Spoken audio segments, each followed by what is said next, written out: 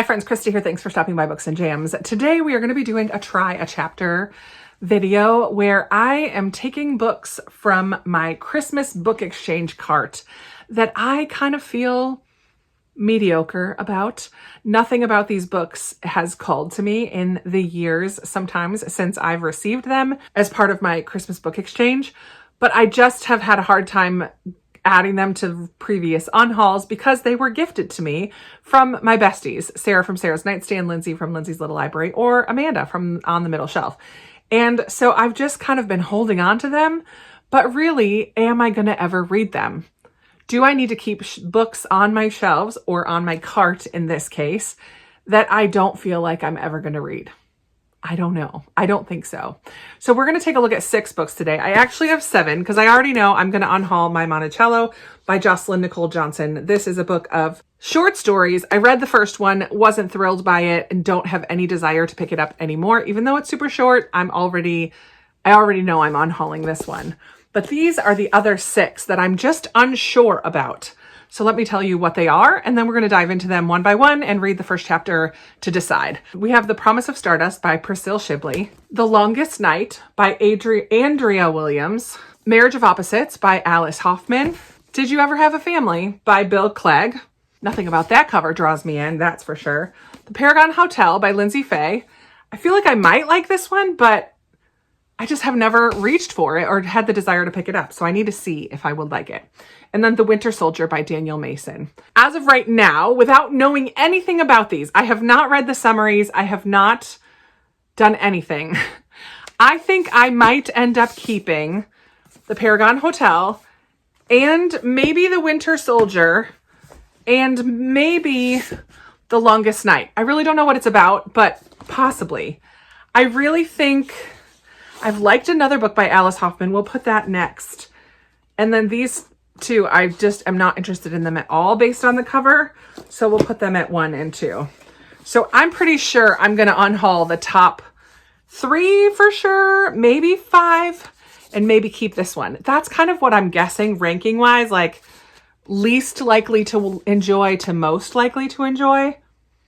But we're going to see. We're going to see. So I am going to start with this one. We're going to start off with the ones I don't think I'm going to like. And then maybe it will make me like the other ones better. I don't know. So this one, let's see what it's even about. Stunning debut novel from Bill Clegg. Powerful story about a circle of people who find solace in the least likely of places as they cope with a horrific tragedy. Oh man. So on the eve of her daughter's wedding, June's life is upended when a shocking disaster takes the lives of her daughter, her daughter's fiance, her ex-husband, and her boyfriend Luke, her entire family all gone in a moment. June is the only survivor. Holy moly. The last part of the summary says, elegant and heartrending and one of the most accomplished fiction debuts of the year. Did You Ever Have a Family is an absorbing, unforgettable tale that reveals humanity at its best through forgiveness and hope. At its core is a celebration of family, the ones we are born with and the ones we create. Okay, based on that description, I'm very interested. Who designed this cover though? Who designed this cover? No. I mean, the cover does nothing for this book. So let's see. The first chapter is called Silas, and that's only 7 pages. And if I add June's chapter, that takes us to page 20. So we'll see. If I can tell by the end of Silas's chapter, one way or the other, I'll stop there. If I need to go a little bit into June's chapter, I might do that. So let me go ahead and read this first chapter, and I will be back to tell you what I think. All right, I was right. I'm not going to read this. I feel like it's going to be a little too literary for me. The first chapter was about Silas, a teenage boy who wakes up because of sirens. That was the first sentence. He wakes to the sound of sirens and then takes a hit from a bong, hears his dad yelling for him, and steps away from the door like he doesn't go to where his dad is. And then we skip to June in the next chapter. I read the beginning couple paragraphs of her chapter, and she is on the run. Not sure where she's going or why. And I don't know how Silas is. I read the description and it has all these other names, and I kind of skimmed through it as much as I can with deckled edges. Boo. I skimmed through a little bit, and I don't know. I don't see Silas come back up again, so I don't really know who he is. I just feel like the writing style is not for me. It's a little too, I don't even know what the word is. It did not draw me in. I know that much. I'm not curious about what happens.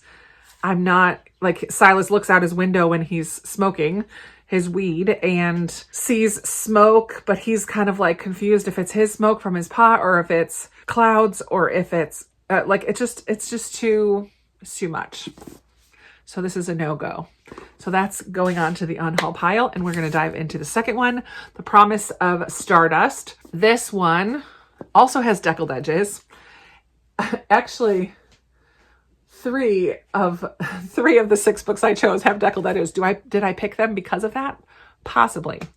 Matt was 2 years old the first time he held Ellie in his arms, 17 when he first kissed her under a sky filled with shooting stars, and 33 when they wed.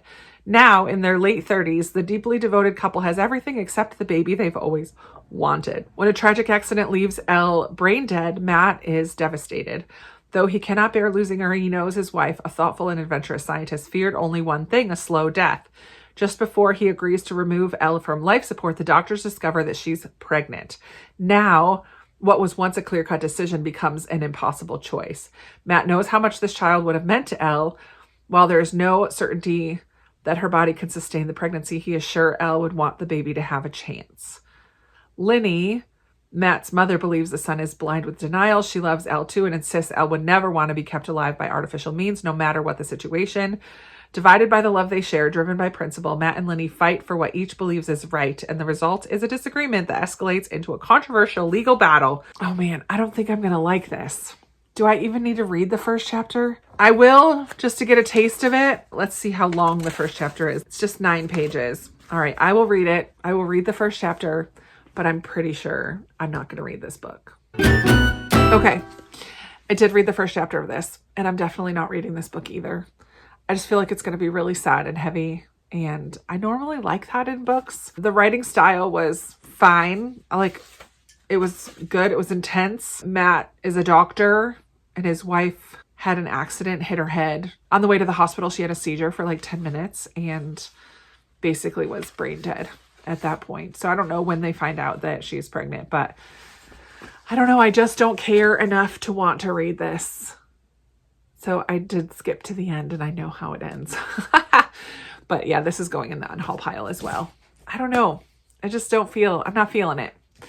Nothing specific about it. We see the husband, Matt, learning of his wife's accident, rushing over to the hospital from his doctor's office. And it was pretty intense and quick moving, but not enough to make me care, I guess. Am I awful? No, I just had already kind of decided in my mind. I'm a little more open-minded about Alice Hoffman because I did really like The Dove Keepers. I don't know what this one is about. It is the story of an extraordinary woman, her forbidden love, and a passion that gave birth to a movement. I forgot the other thing about this one is that it used the name of Jesus as a swear multiple times in the first chapter. And I was like, nah, not having that. The Marriage of Rachel and Frederick, a story that is unforgettable as it is remarkable. So this is in St. Thomas Island in the early 1800s.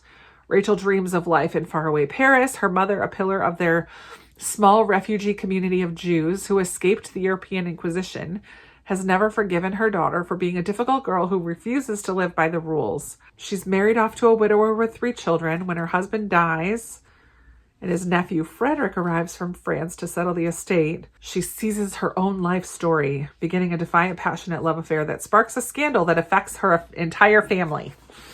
I don't know about this one. Let's see. The first line says, I always left my window open at night, despite the warnings I'd been given. What a rebel. The first chapter of this one is, holy moly, I'm not reading this whole chapter. Good grief. The first chapter of this is 42 pages. 42 pages. I will not be reading 42 pages. I will read until either I'm drawn in and know that I want to continue, or I know for sure that I'm not going to read this one. The title of the chapter is We Followed the Turtles. St. Thomas, Charlotte Amalie St. Thomas, 1807. I'll let you know what I think. This, I guess, going well. I think I'm going to unhaul this one as well. I do like Alice Hoffman's writing. I liked getting the history of Jewish people being expelled from Europe, ultimately, in 1492. like the Columbus was looking for St. Thomas, 1506. What happened? 1200, 1290. All Jews had been expelled from England. So like a brief little history of Jewish history, Jewish people, and how they landed on St. Thomas. And St. Thomas was a Danish colony at the time. And then we get a glimpse of our main character, Rachel, as a young girl and her fraught relationship with her mother, her desire to be educated and the dad educating her and like giving her an education, and another girl, Justine, who I think is going to be a big character. I liked the writing. It was a bit slow and I don't think I care. But I did see at the author's note that it's based on a real woman. So that's kind of exciting.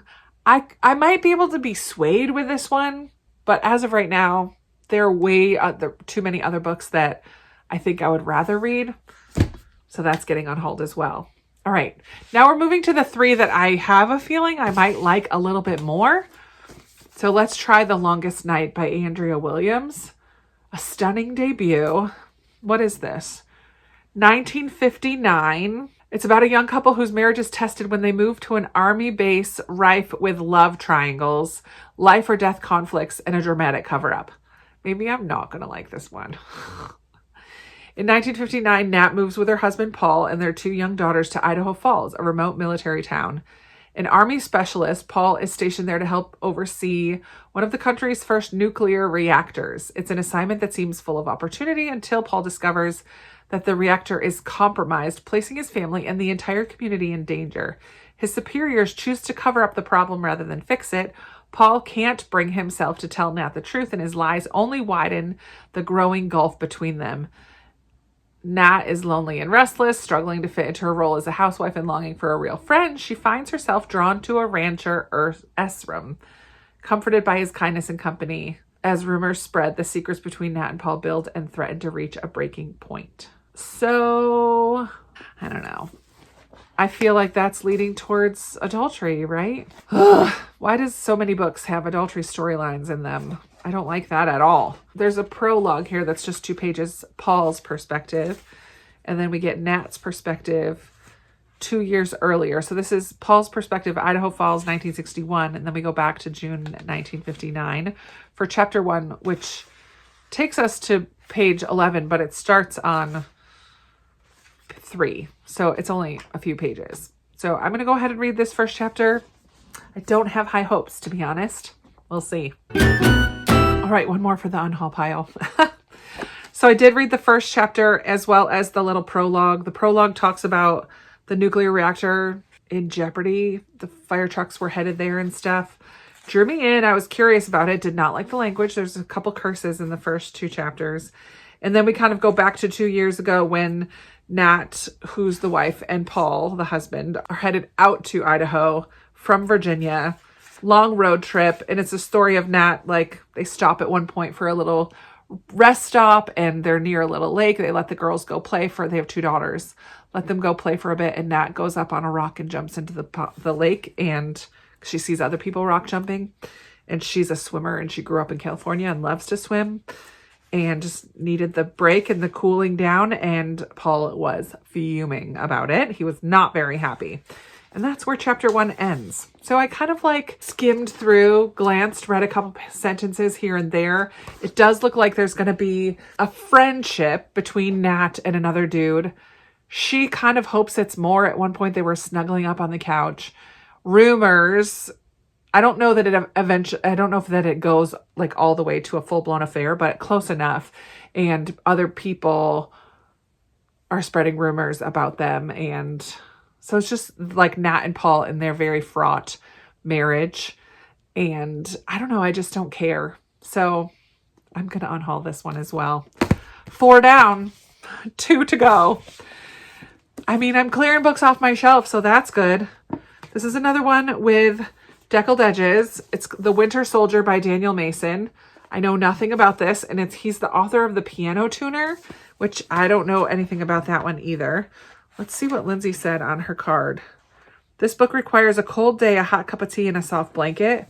And it has a map, she says. So we're in Vienna, 1914. Lucius is a 22-year-old medical student when World War I explodes across Europe. Enraptured by romantic tales of battlefield surgery, he enlists, expecting a position at a well-organized field hospital. But when he arrives at a commandeered church tucked away in a remote valley of the Carpathian Mountains, he discovers a freezing outpost ravaged by typhus. The other doctors have fled, and only a single mysterious nurse named Sister Marguerite remains. So we're going to follow him there. From the gilded ballrooms of Imperial Vienna to the frozen forests of the Eastern Front, from hardscrabble operating rooms to battlefields thundering with Cossack cavalry, The Winter Soldier is a story of war and medicine, of family, of finding love in the sweeping tides of history, and finally, of the mistakes we make and the precious opportunities to atone. I mean, I'm not immediately drawn in by that description. There's nothing in it that stands out to me. Sounds like we're going to have a bit of a romance between the doctor and this nurse, and it's going to be cold. So we'll see. Chapter 1 is how many pages? Kind of long. I can't flip through deckled edges easily. It's super annoying. Good grief. So it's 25 pages. I don't know if I will read all 25. But chapter 1 starts in northern Hungary, February 1915. The first sentence says, they were 5 hours east of Debrecen when the train came to a halt before the station on the empty plain. We'll see. Let me dive in. I'll let you know. It's not a very exciting video because we're 5 for 5. I'm unhauling this one as well. Oh, I just don't care. So we follow Lucius. A lot of backstory. It does start with him arriving in Hungary and getting ready to go up to the northern part of the country and to the mountains. So we do start there, but then we go kind of back in time to when he was in Vienna. He is part of the nobility, but doesn't really feel like he fits in. He doesn't want to be a noble. He wants to study medicine. His mom and dad are not thrilled about that. And then it gets real sciencey, and it just is boring. I was just bored. I was bored in the first chapter. And I know sometimes you got to push through. I just don't feel like pushing through. 5 on hauls. Well, 6 technically with Monticello. 1 left to take a look at, The Paragon Hotel by Lindsay Fay. I have more hopes for this one. I did enjoy Jane Steele way back in the day. This one is a gun moll, M-O-L-L, with a knack for disappearing, flees from Prohibition-era Harlem to Portland's Paragon Hotel. The year is 1921. Nobody, in quotes, Alice James, has just arrived in Oregon with a bullet wound, a lifetime's experience in battling the New York Mafia, and $50,000 in illicit cash. She befriends Max, a black Pullman porter who reminds her achingly of home and who saves Alice by leading her to the Paragon Hotel. But her unlikely sanctuary turns out to be an all-black hotel in a Jim Crow city. In Oregon? And its lodgers seem unduly terrified of a white woman on the premises. As she meets the churlish Dr. Pendleton, the stately Maverine, and the club chanteuse, what is a chanteuse? Blossom Fontaine, she understands their dread. The Ku Klux Klan has arrived in Portland in fearful numbers, burning crosses, electing officials, infiltrating newspapers, and brutalizing blacks. And only Alice and her new Paragon family are searching for a missing mulatto child who has mysteriously vanished into the woods. To untangle the web of lies and misdeeds around her, Alice will have to answer for her own past, too. Richly imagined novel starring 2 indomitable heroines. The Paragon Hotel at once plumbs the darkest parts of America's past and the most redemptive facets of humanity. From Lindsay Fay, it's a masterwork of historical suspense. All right. I mean, I'm down for historical suspense. I do like that title page. That's kind of fun. Let's see. No, so there's a section of the Oregon State Constitution from 1857. Then we have a prologue, which is just 2 pages. And then chapter 1, which says, now. First sentence, sitting against the pillows of a Pullman sleeper, bones slacking like the pistons of the metal beast, speeding me westward. I wonder if I'm going to die. All right, that's a decent first sentence. How many pages is the first chapter? 15. All right. So we've got the prologue and the first chapter brings me through the first 15 pages. I will let you know if this is going to be a keeper or not. We'll see. All right. I just finished the first chapter of the Paragon Hotel and I'm a little conflicted. I'm curious, but I don't love the writing style. So we follow nobody. We don't know her name yet. Miss James. She's referred to as Miss James, but also goes by nobody. She's on a train on her way to Oregon from New York. We learn that she was shot and a bullet grazed her torso. So she's in a lot of pain, but doesn't want to see a doctor. She's in a sleeper car with another lady who is like upper class, very pious. I don't know, religious, but like pious. And so nobody puts on all of these different personas for the different people that she meets. We get a little glimpse of her having to flee from New York from the gangster who shot her. We don't know anything about her family. It's written in the first person. So it's like, I did this, I did that, I did that. He picked me up and carried me. Like, it's first person, except for the prologue, which is talking to somebody. You're supposing that you hold in your hands a manuscript, a true story. I knitted it into a fable. I guess that is first person, right? Tinted with my own brushes. Da, da, da, da. You're entirely wrong, dearest. This isn't a book at all. It is a love letter. This is not it's not a book. This was never a book. This is a love letter. Promise me you won't. So it's speaking to you, but I don't think it's you, the reader. I think there's this other ambiguous you that it's speaking to. I don't know. The prologue was confusing. And I was curious from the first chapter, but also the writing style is a bit confusing to me. I don't know. I just didn't always understand what she was saying. So that was frustrating, but I do think it's going to be good. Like Fiona Davis blurbs it on the back. From the opening scene, this novel had me in its grip. Faye delivers a riveting story filled with unforgettable characters and stunning prose, while never flinching from the painful truths surrounding America's legacy of racial injustice. A remarkable, significant novel. I mean, I don't know. I think I might need to hold on to this one and look it up on Goodreads and decide later. Of all the ones that I read, this is definitely the one that I thought I might be interested in, and I still might be, but I'm not sure fully.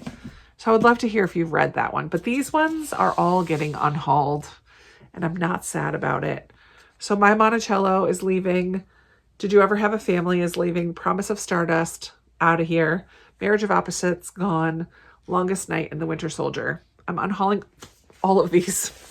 They're going into my Pango shop. I'm taking them off of my Goodreads. And I should probably do this again soon.